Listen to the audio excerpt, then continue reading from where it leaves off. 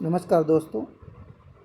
आज की ये क्लास जिसमें हम कक्षा 9th की पुस्तक राजस्थान का स्वतंत्रता आंदोलन और शौर्य परंपरा का चैप्टर नंबर 2 पढ़ रहे थे और हमने जैसा कि नानाभाई खाट रास्तापाल डूंगरपुर जो घटना थी उसके बारे में पढ़ लिया था, नानाभाई खाट के बारे में। और आज हम सरदार हरलाल सिंह झुंझुनू वाले के बारे में चर्चा करेंगे। तो बिना किसी देरी के शुरू करते हैं। सरदार हरलाल सिंह झुंझुनू।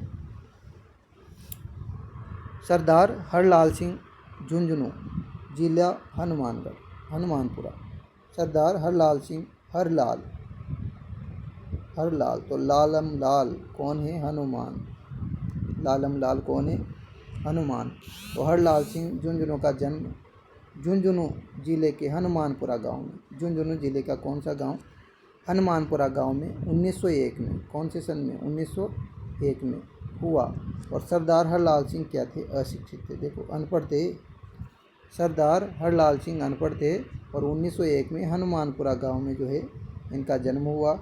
हरलाल सिंह ने रियासती और जागीरदारी जुल्मों का डट करके विरोध किया और किसान और प्रजामंडल आंदोलन में इन्होंने सक्रिय भूमिका निभाई। विद्यार्थी भवन झुंझुनू, बस ये मेन है, इसका मेन लाइन यही है इसकी। विद्यार्थी भवन झुंझुनू की स्थापना करके उन्होंने उसे राजनीतिक और सामाजिक गतिविधियों का केंद्र बनाया और इसी केंद्र से उन्होंने किसान आंदोलन का संचालन किया। कुशल नेतृत्व के कारण उनके सहयोगी ने उनको किसकी उपाधि दी? सरदार की उपाधि। तो दो क्वेश्चन है इसमें बस। एक तो विद्यार्थी भवन की स्थापना किसने की? तो विद्यार्थी भवन की स्थापना सरदार हरलाल सिंह झुंझुनू ने की। अब देखो क्यों करेंगे, फैक्ट ऐसे ध्यान रख लेना आप। क्यों करेंगे? क्योंकि वो क्या थे? अशिक्षित थे। तो उन्होंने शिक्षा को नहीं देखा था, इस वजह से उन्होंने विद्यार्थी भवन की स्थापना कर दी झुंझुनू में। और कौन सी उपाधि प्राप्त कर दी? विद्यार्थी की भवन की स्थापना करके सरदार की उपाधि प्राप्त कर दी, कुशल नेतृत्व के कारण। अगला कैरेक्टर पढ़ने जा रहे हैं अपना कप्तान दुर्गा प्रसाद, नीम का थाना सीकर। कप्तान दुर्गा प्रसाद, नीम का थाना सीकर। देखो, कप्तान दुर्गा प्रसाद चौधरी का जन्म सन 1905 में कहाँ पर हुआ? नीम का थाना में हुआ। इनकी प्रारंभिक शिक्षा अर्जुन लाल सेठी की वर्धमान पाठशाला में हुई। 1905 में ही तो स्थापना हुई थी जैन शिक्षा सोसाइटी की, है ना। तो 1905 में हुई थी, फिर बाद में उसको जो है ट्रांसफ़र कर दिया गया था। कहाँ पर? जयपुर में। पहले अजमेर में स्थापना हुई थी। तो 1905 में नीम का थाना में हुई और इनकी प्रारंभिक शिक्षा अर्जुन लाल सेठी की वर्धमान जो पाठशाला थी उसमें हुई। और उसके बाद सांबर में और कानपुर में हुई। उसके बाद कहाँ गए? सांबर में गए और सांबर में और कानपुर में गए। ठीक है। इसके बाद चौधरी जी ने राजस्थान सेवा संघ, है ना, कप्तान दुर्गा प्रसाद चौधरी, तो राजस्थान सेवा संघ के अंतर्गत बिजवलिया में कार्य किया और 1930 में स्वाधीनता आंदोलन में। और 1930 की बात करें तो मेन पॉइंट एक तो यहाँ पर इनका राजस्थान सेवा संघ के अंतर्गत कार्य किया इन्होंने बिजवलिया में। और नेक्स्ट है ये है कप्तान दुर्गा प्रसाद चौधरी, शामिल हो गए और 1930 से 1947 ईस्वी तक राजस्थान राष्ट्रीय आंदोलन में भाग लेने के कारण अनेक बार जेल भी गए। तो अनेक बार जेल का भी रिकॉर्ड है इनके नाम। तो अनेक बार कहाँ गए? जेल गए। दुर्गा प्रसाद चौधरी ने एक पत्रकार के रूप में, किसके रूप में? एक पत्रकार के रूप में अपनी पहचान बनाई और इन्होंने अजमेर और जयपुर से प्रकाशित दैनिक नवज्योति को लंबे समय तक क्या किया? एडिटर थे, संपादन का कार्य किया। किसका? दैनिक नवज्योति का। ध्यान रखें, दैनिक नवज्योति का संपादन करने वाले कौन थे? कप्तान दुर्गा प्रसाद चौधरी, जिनका जन्म कहाँ पर हुआ था? नीम का थाना जो सीकर में स्थित है।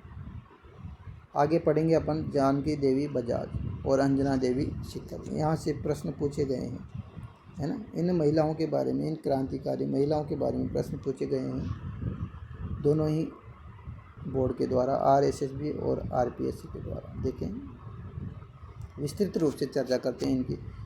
जानकी देवी बजाज, जैसा कि नाम ही क्या है पीछे? बजाज। तो आप सोच सकते हैं कि जमुना लाल बजाज की पत्नी हुई है। तो जानकी देवी बजाज जिनका संबंध किससे हैं? सीकर से। तो इनका जन्म लक्ष्मणगढ़, इनका जन्म जानकी देवी बजाज का जन्म लक्ष्मणगढ़ के सेठ गिरधारी लाल जाजोदिया, क्या नाम है? लक्ष्मणगढ़ के सेठ गिरधारी लाल जाजोदिया के यहाँ पर सन 1893 ईस्वी में, गिरधारी लाल जाजोदिया के यहाँ पर सन 1893 ईस्वी में मध्य प्रदेश के जावरा कहाँ पर है? मध्य प्रदेश। तो इनके जन्म की अगर बात करें तो इनका जो जन्म है वो लक्ष्मणगढ़ के सेठ गिरधारी लाल जाजोदिया के यहाँ पर 1893 ईस्वी में मध्य प्रदेश के जावरा, कहाँ पर? मध्य प्रदेश के जावरा कस्बे में इनका जन्म हुआ। 1902 की बात करें तो 1902 में जमुना लाल बजाज के साथ जानकी देवी का क्या हो गया? विवाह हो गया और इन्हें ससुराल वर्धा में रहना पड़ा। कहाँ पे रहना पड़ा? ससुराल कहाँ थी? वर्धा, महाराष्ट्र। तो इनको जो है ससुराल कहाँ थी? वर्धा। तो वर्धा में रहना पड़ा और सर्वप्रथम जानकी देवी बजाज ने जड़ परंपराओं को तिलांजलि दी, जो प्राचीन रूढ़िवादी परंपराएं थी उनको समाप्त किया और खुल करके कौन सा आंदोलन? सत्याग्रह में भाग ले सकी। तो प्रश्न आ जाता है कि जानकी देवी बजाज ने जो सीकर की रहने वाली थी, तो इन्होंने कौन से सत्याग्रह में, किस आंदोलन में भाग लिया? तो सत्याग्रह में भाग लिया। बजाज जी की मृत्यु के बाद इन्होंने गौ सेवा संघ का अध्यक्ष भी बनाया गया। तो ये इंपॉर्टेंट फैक्ट है इनके, एक तो सत्याग्रह वाला और एक गौ सेवा संघ। तो गौ सेवा संघ की अध्यक्ष कौन बनी? जानकी देवी बजाज, और सत्याग्रह में भी भाग लिया। और ये जयपुर के प्रजामंडल में 1944 के अधिवेशन की क्या चुनी गई? अध्यक्ष चुनी गई। तो महिला स्पेशल रूप में लेते हैं वो, क्योंकि पुरुष से तो प्रश्न बन जाता है बहुत सारे पुरुष से, लेकिन महिला विशेष हो जाती है, इस वजह से। तो कौन से प्रजामंडल में? जयपुर का जो प्रजामंडल था 1944 में, 1944 के जो जयपुर प्रजामंडल था उसकी क्या चुनी गई? अध्यक्ष चुनी गई। कौन? जानकी देवी बजाज। ठीक है। तो लक्ष्मणगढ़ सेठ गिरधारी लाल जाजोदिया के यहाँ पर 1893 में मध्य प्रदेश के जावरा कस्बे में इनका जन्म हुआ था और सत्याग्रह आंदोलन में भाग लिए और गौ सेवा संघ की अध्यक्ष बनी और जयपुर प्रजामंडल की अध्यक्ष भी बन चुकी है। आगे पढ़ते हैं। अंजना देवी चौधरी का जन्म भी कहाँ पर हुआ था? अंजना देवी चौधरी का जन्म भी सीकर में हुआ था। तो दोनों का ही सीकर में हुआ था। इनका जन्म कब हुआ? इनका जन्म 1897 में हुआ सीकर जिले के श्री माधोपुर कहाँ पर है? सीकर में। तो श्री माधोपुर सीकर में 1897 में अंजना देवी चौधरी का जन्म हुआ और एक मध्यम वर्गीय अग्रवाल परिवार में, कौन से? मध्यम वर्गीय अग्रवाल परिवार में इनका जन्म हुआ अंजना देवी चौधरी का। और इनका विवाह जो है 1911 में, 1902 में तो जानकी देवी बजाज का हुआ था जमुना लाल के साथ, और जो है 1911 में जो है रामनारायण चौधरी से अंजना देवी चौधरी जो सीकर की रहने वाली थी, तो उनका जो है विवाह हुआ रामनारायण चौधरी से, और अपने पत्नी की इच्छा अनुसार कौन से वर्ष की आयु में? 20 वर्ष की आयु में। जबकि 22 वर्ष की आयु में कौन मरे थे? प्रताप सिंह। और 20 वर्ष की आयु में पर्दा प्रथा, देखो ध्यान दे, 20 वर्ष की आयु में क्या किया? 20 वर्ष की आयु में ही इन्होंने पर्दा प्रथा त्याग दी और राष्ट्रीय स्वतंत्रता संग्राम में सहयोग करने का क्या लिया? संकल्प लिया।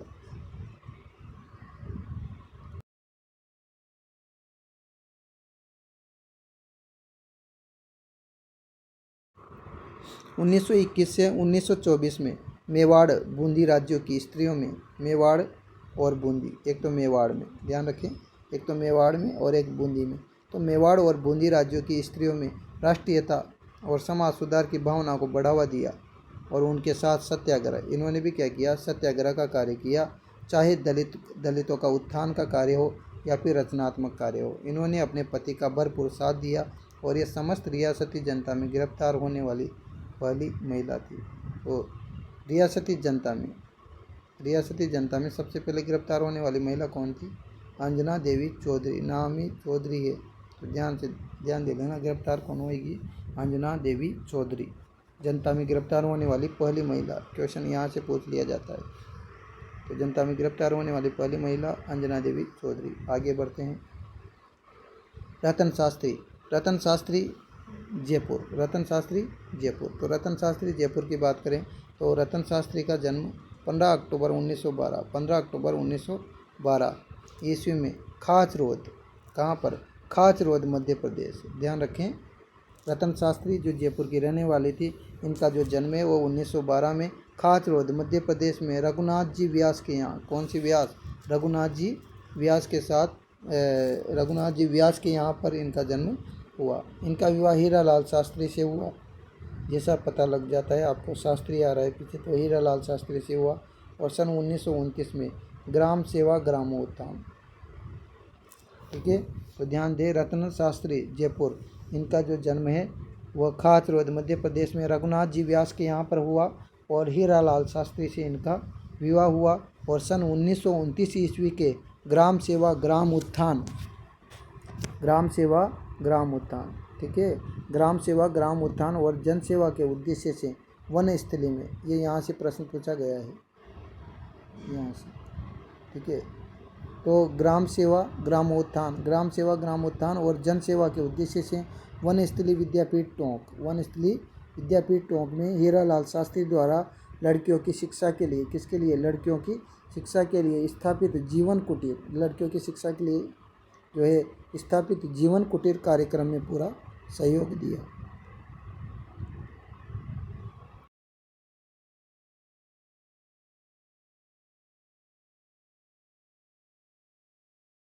तो जीवन कुटीर जो कार्यक्रम था उसमें पूरा सहयोग दिया। रतन शास्त्री ने सन 1939 ईस्वी में जयपुर राज्य प्रजामंडल, जयपुर राज्य प्रजामंडल, तो जयपुर राज्य प्रजामंडल के सत्याग्रह आंदोलन में सक्रिय रूप से क्या लिया, भाग लिया। जयपुर राज्य प्रजामंडल जो था उसके सत्याग्रह आंदोलन में सक्रिय रूप से भाग लिया। जबकि जयपुर प्रजामंडल के अध्यक्ष कौन बनाया गया था, जानकी देवी बजाज को।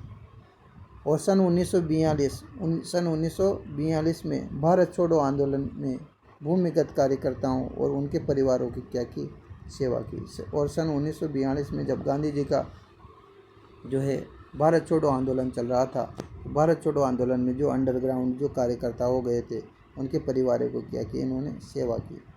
तो ध्यान रखें, गिरफ्तार होने वाली, जनता में गिरफ्तार होने वाली तो कौन थी, आप कह सकते हैं जनता में गिरफ्तार होने वाली कौन थी, अंजना देवी चौधरी सिक्कर, जो रामनारायण चौधरी की क्या थी, पत्नी थी। रत्ना शास्त्री की बात करें तो रत्ना शास्त्री हीरालाल शास्त्री की पत्नी थी। वनस्थली और जीवन कुटीर आप ध्यान रखें। रमा देवी, रमा देवी बहुत ही फेमस कैरेक्टर है, तो विशेष ध्यान दें। रमा देवी, रमा देवी की बात करें तो रमा देवी भी कहाँ के थे, रमा देवी जयपुर की थी और इनका जन्म जयपुर में, इनका जन्म जयपुर में। रमा, ठीक है, रमा, रमा वैसे लक्ष्मी को कहते हैं, तो रमा तो गंगा आ गया नहीं, ठीक है, रमा गंगा।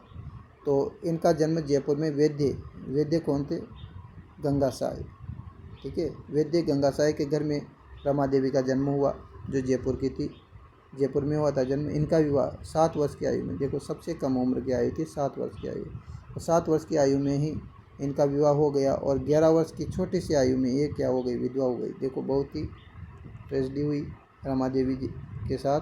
तो रमा देवी जो थे 7 वर्ष की आयु में शादी हुई और 11 वर्ष की आयु में जो है ये क्या हो गई, 11 वर्ष की आयु में ये विधवा हो गई रमा देवी। बाद में गांधी विचारधारा, बाद में गांधी विचारधारा रखने वाले नेता कौन, लादूराम। तो ध्यान रखें, बाद में गांधी जी की विचारधारा पर चलने वाले नेता थे कौन, लादूराम जोशी। तो लादूराम जोशी से फिर से शादी की इन्होंने, किससे शादी की, लादूराम जोशी से इन्होंने फिर से शादी की। और जो है विवाह के बाद इन्होंने खादी पहनना शुरू कर दिया था, शादी के बाद ही खादी पहनना शुरू कर दिया था। और नौकरी छोड़कर पति के साथ राजस्थान सेवा संघ का कार्य किया था, नौकरी को छोड़ दिया और पति के साथ राजस्थान सेवा संघ का कार्य किया। और बिजोलिया आंदोलन के समय पंडित लादूराम जोशी, बिजोलिया आंदोलन के समय पंडित लादूराम जोशी की पत्नी कौन, रमा देवी 1931 ईस्वी में, रमा देवी 1931 ईस्वी में कहाँ पर आई, बिजोलिया आई, कौन, रमा देवी। तो रमा देवी का संबंध किससे है, बिजोलिया से। एक कैरेक्टर यहाँ पर, इस कैरेक्टर का संबंध है बिजोलिया से। ठीक है। 1931 में कहाँ पर आ गए, बिजोले आ गए और वहाँ पर उनको गिरफ्तार कर लिया गया और उन्हें वहाँ से निकल जाने को कहा, लेकिन उन्होंने जवाब दिया, देखो क्या जवाब दिया, कि जब तक किसानों पर अत्याचार बंद नहीं होंगे तब तक मैं यहाँ पर आती रहूँगी। इन्हें वहाँ पर कोतवाल ने अपमानित किया, किनको, रमा देवी को। तो ऐसे ध्यान रख लेना, कोतवाल ने अपमानित किया क्योंकि पहले इनकी ये विधवा हो गई थी और लादूराम के साथ शादी की थी, गांधी विचारधारा व्यक्ति के साथ। फिर खादी पहनना शुरू कर दिया था और राजस्थान सेवा संघ का कार्य किया था। तो जब राजस्थान सेवा संघ से जुड़ गए तो इसका संबंध बिजोलिया से भी था, राजस्थान सेवा संघ का। तो बिजोलिया में गई और वहाँ गिरफ्तार किया गया और उन्होंने कहा कि जब तक अत्याचार बंद नहीं होंगे मैं यहाँ आती रहूँगी।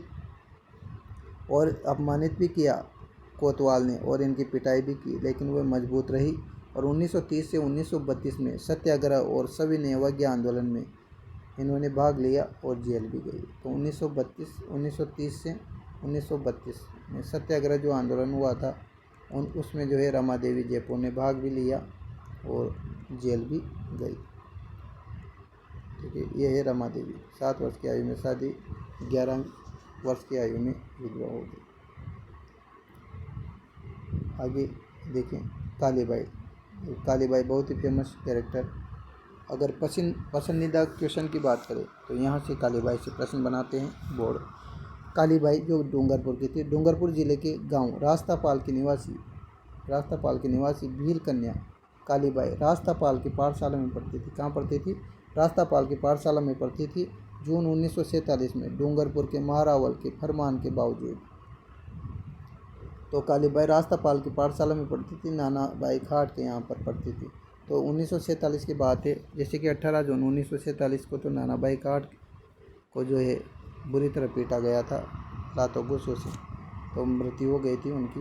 तो जून 1947 में डूंगरपुर के महारावल के फरमान के बावजूद जब रास्तापाल की पाठशाला बंद नहीं की गई तो पुलिस सुप्रिटेंडेंट और मजिस्ट्रेट दल के द्वारा बल सहित पाठशाला बंद कराने पहुंचे और जब पुलिस ने पाठशाला बंद नहीं की तो इसकी चाबी उनके सुपुर्द करने का आदेश दिया गया। तो प्रजामंडल के कार्यकर्ता नानाबाई खाट ने क्या कर दिया? मना कर दिया। इस पर सिपाहियों ने नानाबाई खाट की पिटाई की और अध्यापक सेंगाबाई को ट्रक से बांधकर घसीटना शुरू कर दिया।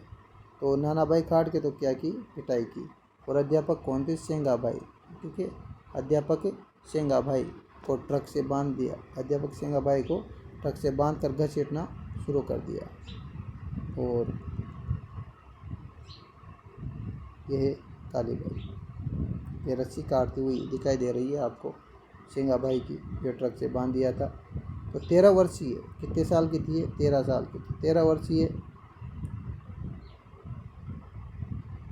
वर्षीय भील बालिका कालीबाई ने जो अपने खेतों में घास काट करके लौट रही थी, जब उसने अपने गुरु सेंगाबाई को ट्रक के पीछे घसीटते हुए देखा तो भीड़ को चीरती हुई ट्रक के पीछे दौड़ पड़ी और चिल्लाने लगी कि मेरे गुरुजी को कहाँ ले जा रहे हो?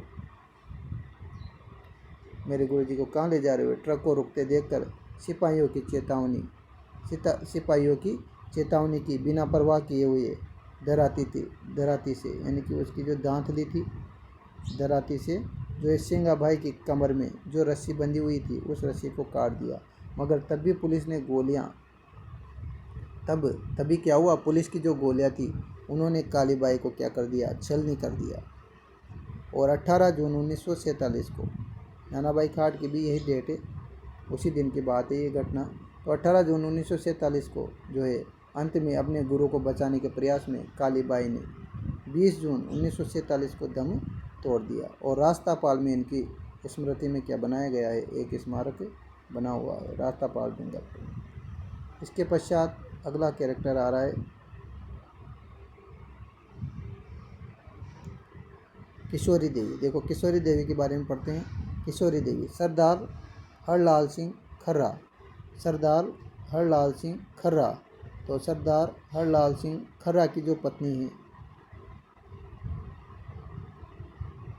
उनका नाम क्या है? किशोरी देवी। ठीक है, सरदार हरलाल सिंह खर्रा की पत्नी है किशोरी देवी। किशोरी देवी ने अपने पति के साथ मिलकर शेखावाटी के क्षेत्र में जागीर प्रथा के विरोध में, शेखावाटी जो क्षेत्र था, तो जागीर प्रथा के विरोध में राष्ट्रीय आंदोलन में भाग लिया और सीहोर के ठाकुर।